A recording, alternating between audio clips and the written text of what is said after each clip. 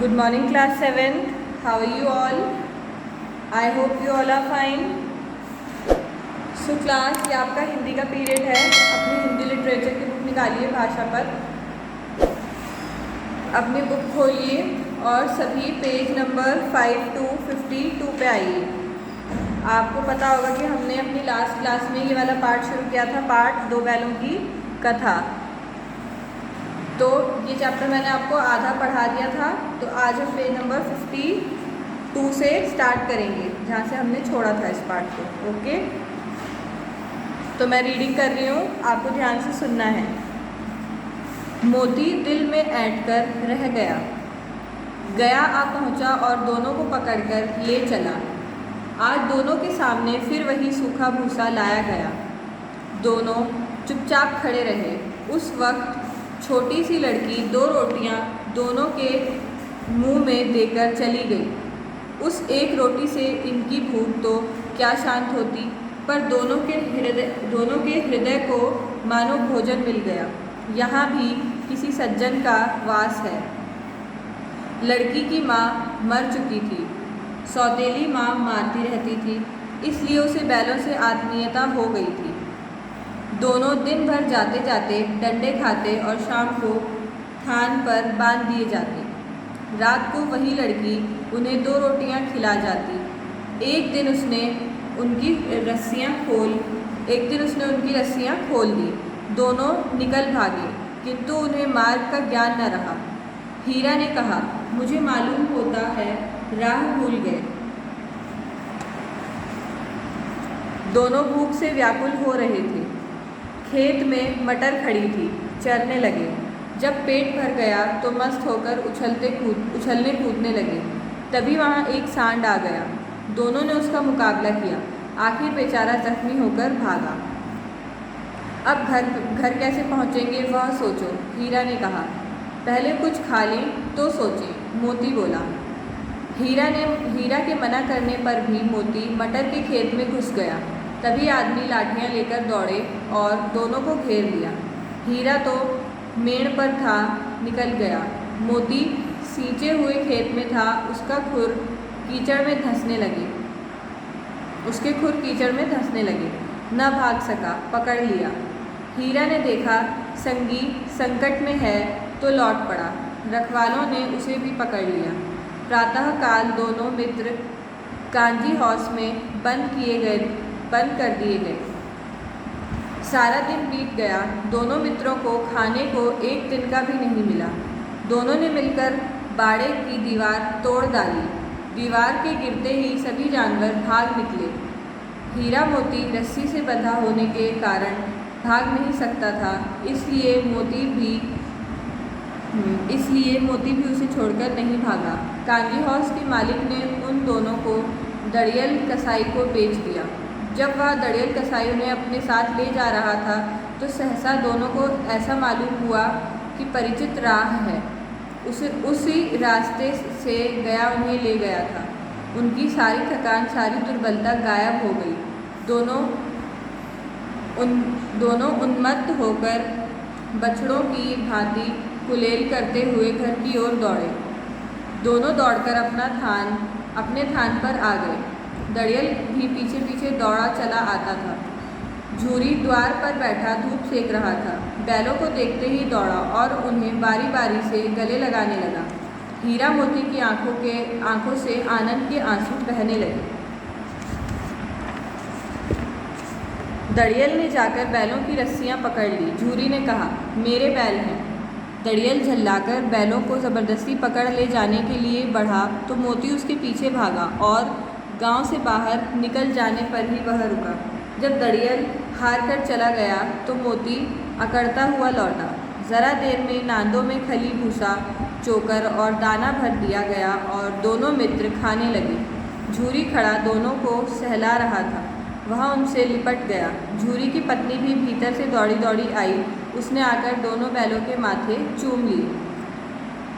ये पाठ जो है ये किन के द्वारा लिखा गया है? मुंशी प्रेमचंद के द्वारा लिखा गया है.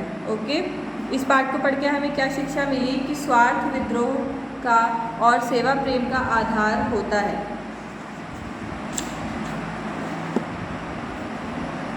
मोती दिल में ऐंठ कर रह गया। गया आ पहुंचा और दोनों को पकड़कर ले चला। मोती को भी अब गुस्सा आ रहा था और इतनी देर में गया वहाँ आ गया और दोनों को पकड़ के वो अपने साथ ले चला। आज दोनों के सामने फिर वही सूखा भूसा लाया गया। आज फिर से उन दोनों के सामने वही सूखा भूसा लाया गया। वो दोनों क्या खड़े थे, एकदम चुपचाप खड़े थे। उस वक्त छोटी सी लड़की 2 रोटियां दोनों के मुंह में देकर चली गई। उस वक्त एक छोटी सी लड़की आई और 2 रोटियां उन दोनों के मुंह में देकर चली गई।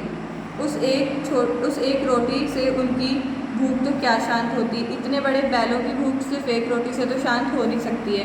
पर दोनों के हृदय को मानो भोजन मिल गया। पर दोनों के दिल को ऐसा लग रहा था कि बस खाना मिल गया है। यहाँ भी किसी सज्जन का वास है। यहाँ भी मतलब कोई अच्छा इंसान रहता है। लड़की की माँ मर चुकी थी। सौतेली माँ मारती रहती थी। उसकी जो सगी माँ थी वो मर चुकी थी और जो उसकी सौतेली माँ थी वो उसे मारती रहती थी। इसलिए उसे बैलों से आत्मीयता हो गई थी। इसलिए उसे बैलों से अपनापन लगने लगा था। दोनों दिन भर जोते जाते, डंडे खाते और शाम को थान पर बांध दिए जाते। दोनों दिन भर उनसे जोता जाता था खेतों को और दिन भर वो डंडे भी खाते रहते थे। और शाम को थान पर मतलब कि जहाँ पशुओं को बांधते हैं उस जगह को बोलते हैं थान। तो शाम को उन्हें उस जगह पर बांध दिया जाता था। रात को वहीं लड़की उन्हें 2 रोटियां खिला जाती। रात को फिर से वो लड़की उन्हें 2 रोटियां खिला जाती थी। एक दिन उसने उनकी रस्सियाँ खोल दी। एक दिन उसने क्या करा, लड़की ने उनकी रस्सियाँ खोल दी। दोनों वहाँ से निकल भागे, किंतु उन्हें मार्ग का ज्ञान न रहा। लेकिन उन्हें रास्ते का आइडिया ही नहीं था कि वो किस रास्ते पर चले गए और कहाँ पहुँच गए हैं। हीरा ने कहा, मुझे मालूम होता है राह भूल गए हैं। हीरा ने क्या कहा कि मुझे ऐसा लगता है कि हम रास्ता भूल गए हैं। दोनों भूख से व्याकुल हो रहे थे। दोनों बहुत ज़्यादा परेशान थे। उन्हें बहुत ज़्यादा भूख लग रही थी। खेत में मटर खड़ी थी, चरने लगे। एक खेत दिखा उन्हें, वहाँ पे मटर लगी हुई थी तो मटर वो चरने लगे। जब पेट भर गया तो मस्त होकर उछलने कूदने लगे। जब उनका पेट भर गया तो वो मस्त होकर उछलने कूदने लगे वहीं पे। तभी वहाँ कौन आ गया, एक सांड आ गया। दोनों ने क्या किया, उसका मुकाबला किया, मतलब उसको फेस किया। आखिर बेचारा जख्मी होकर भागा। आखिर उस बेचारे को उन्होंने जख्मी कर दिया, घायल कर दिया और वो वहाँ से भाग गया। कौन, सांड। अब हीरा ने क्या कहा, अब घर कैसे पहुँचोगे वह सोचो। इतने में मोती ने क्या बोला, पहले कुछ खा लें तब सोचेंगे। हीरा के मना करने पर भी मोती मटर के खेत में घुस गया। हीरा ने मना किया कि मटर के खेत में मत घुसो, लेकिन मोती उसके मना करने के बावजूद भी उस खेत में घुस गया। तभी आदमी लाठी लेकर दौड़े और दोनों को घेर लिया। तभी आदमी ने क्या करा, लाठी लेकर उनके पीछे दौड़े और उन दोनों को क्या किया, घेर लिया। हीरा तो मेड़ पर था, निकल गया। मेड़ मतलब खेत का एकदम किनारा जो होता है उसे मेड़ बोलते हैं। तो हीरा एकदम खेत के किनारे पर था तो वो निकल गया। लेकिन मोती सिंचे हुए खेत में था, मतलब जो खेत गीला होता है जहाँ पे सिंचाई की हुई होती है, मोती ऐसे खेत में था। तो उसके खुर मतलब जो पशुओं के पैर का जो निचला भाग होता है, ये जो ब्लैक कलर के होते हैं, ये दिख रहे होंगे आपको, इन्हें खुर बोलते हैं हम। ये उसके मोती के कीचड़ में फंस गए थे क्योंकि वो खेत कैसा था, गीला था। तो वो भाग नहीं सका इसलिए, और उसे फिर पकड़ लिया उस आदमी ने। हीरा ने देखा संगी संकट में है तो लौट पड़ा। संगी मतलब हीरा ने देखा कि उसका मित्र संकट में है, मुसीबत में है, तो वो वहाँ से वापस लौटा। रखवालों ने उसे भी पकड़ लिया। अब जो रखवाले थे उसने उसे भी पकड़ लिया। प्रातःकाल दोनों मित्र कांजी हाउस में बंद कर दिए गए। सुबह सुबह दोनों मित्र कहाँ बंद कर दिए गए, कांजी हाउस में बंद कर दिए गए। कांजी हाउस क्या होती है, ऐसी जगह जहाँ पे लावारिस पशुओं को रखा जाता है, जो किसी के नहीं होते, उन पशुओं को कांजी हाउस में रखा जाता है। सारा दिन बीत गया, दोनों मित्रों को खाने का एक दिन का भी नहीं मिला। सारा दिन बीत गया लेकिन दोनों मित्रों को खाने का एक दिन का भी नहीं मिला था। दोनों ने मिलकर बाड़े की दीवार तोड़ डाली। उन दोनों ने क्या करा, बाड़े की दीवार तोड़ दी। दीवार के गिरते ही सभी जानवर भाग निकले। जैसे दीवार वहाँ से टूटी तो सारे जानवर वहाँ से भाग निकले। हीरा मोती रस्सी से बंधा होने के कारण भाग नहीं सकता था, इसलिए मोती भी उसे छोड़कर नहीं गया। हीरा एक मोटी सी रस्सी से बंधा हुआ था, इसलिए वो वहाँ से भाग तो सकता नहीं था, इसलिए मोती भी उसे छोड़कर वहाँ से नहीं गया। कांजी हाउस के मालिक ने उन दोनों को दड़ियल कसाई को बेच दिया। कांजी हाउस का जो मालिक था उसने उन दोनों को एक दड़ियल कसाई को बेच दिया। कसाई कौन होता है, जो पशुओं को मारता है या फिर काटता है। जब वह दड़ियल कसाई उन्हें अपने साथ ले जा रहा था तो सहसा दोनों को ऐसा मालूम हुआ कि परिचित राह है। जब वो दड़ियल कसाई उन्हें अपने साथ ले जा रहा था तो अचानक से उन दोनों को कैसा लगा कि ये कोई जाना पहचाना सा रास्ता है। हाँ, उसी रास्ते से गया उन्हें ले गया था। उन्हें याद आया कि इसी रास्ते से गया उन्हें ले गया था। उनकी सारी थकान, सारी दुर्बलता गायब हो गई। अब उनकी सारी थकान और सारी कमज़ोरी एकदम गायब हो गई। दोनों उन्मत्त होकर बछड़ों की भांति कुलेल करते हुए घर की ओर दौड़े। दोनों मतवाला होकर, एकदम मस्त होकर, बछड़ों की भांति, मतलब बिल्कुल बच्चों की तरह, जैसे गाय का बछड़ा होता है उसकी तरह बिल्कुल एकदम कुलेल करते, मतलब कि मस्ती करते हुए वहाँ से भागने लगे घर की ओर। दोनों दौड़कर अपना थान पर आ गए। दोनों कहाँ पे आ गए? अपने थान पर दौड़ते हुए, जहाँ पे उन्हें बांधा जाता था। दड़ियल भी पीछे पीछे दौड़ा चला आता था। दड़ियल भी उनके पीछे पीछे दौड़ता हुआ चला आ रहा था। झूरी द्वार पर बैठा धूप सेक रहा था। झूरी अपने दरवाजे पर बैठकर क्या कर रहा था? धूप सेक रहा था। बैलों को देखते ही दौड़ा और उन्हें बारी बारी से गले लगाने लगा। बैलों को देखते ही वो एकदम से वहाँ से दौड़ा और बारी बारी एक एक करके उन्हें गले लगाने लगा।